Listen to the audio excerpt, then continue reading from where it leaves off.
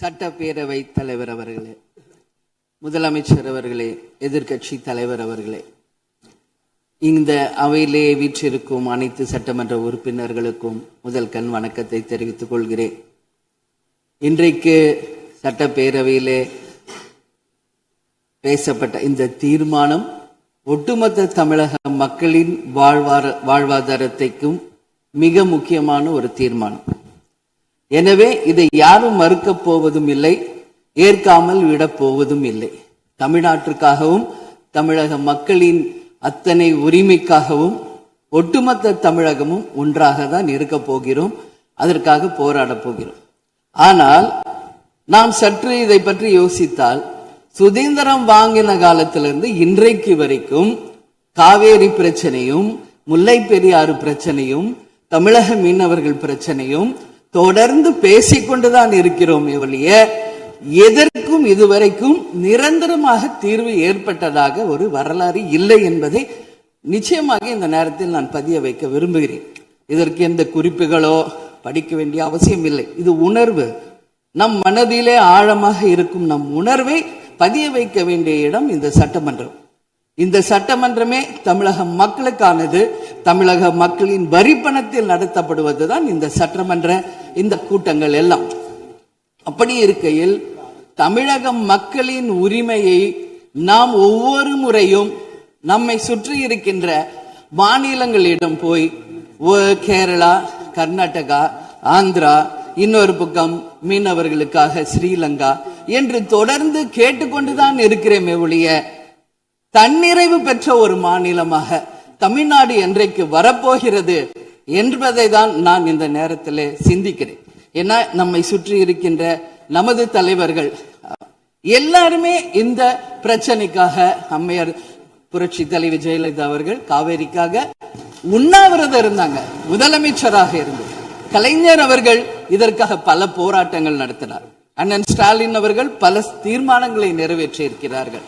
அது மட்டும் இல்லை, இதுவரைக்கும் முதல்வராக இருந்த அத்தனை பேருமே இதற்காக நாம பேசி இருக்கிறோம், போராடுகிறோம், சட்ட ரீதியாக நாம் அதற்கான தீர்வுகளை காண்கிறோம்.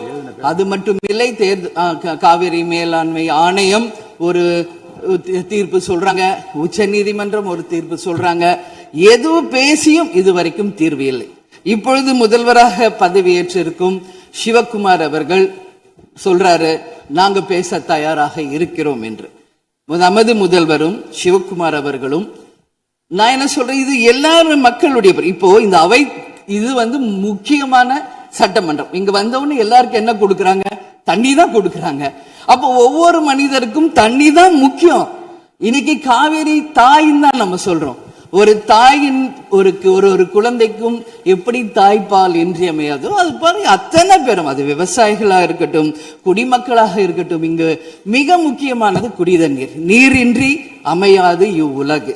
அதனால முதல்வர் அவர்களே, உங்களை நான் கேட்டுக்கிறது, எப்படி மின்மிகை மாநிலமாக தமிழகத்தை உருவாக்கணுமோ அது மாதிரி மின்மிகை நீர் மேலாண்மையை நாம் நிச்சயம் உருவாக்க வேண்டும் என்று கேட்டுக்கொள்கிறேன்.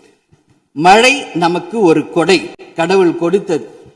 அதற்கு இனி வர இருக்கும் மழை காலத்திற்கு முன் அதற்கான தீர்வுகளை நாம் ஏற்படுத்தி எங்கெல்லாம் தமிழ்நாட்டின் நதிகளை இணைக்க வேண்டும். சும்மா நம்ம போய் பக்கத்து ஸ்டேட்டுக்கிட்டே தண்ணி கொடுங்க, டேம் கட்டாதீங்க கேட்டுக்கிட்டே தான் இருக்கோம், எதுவுமே நடக்கல.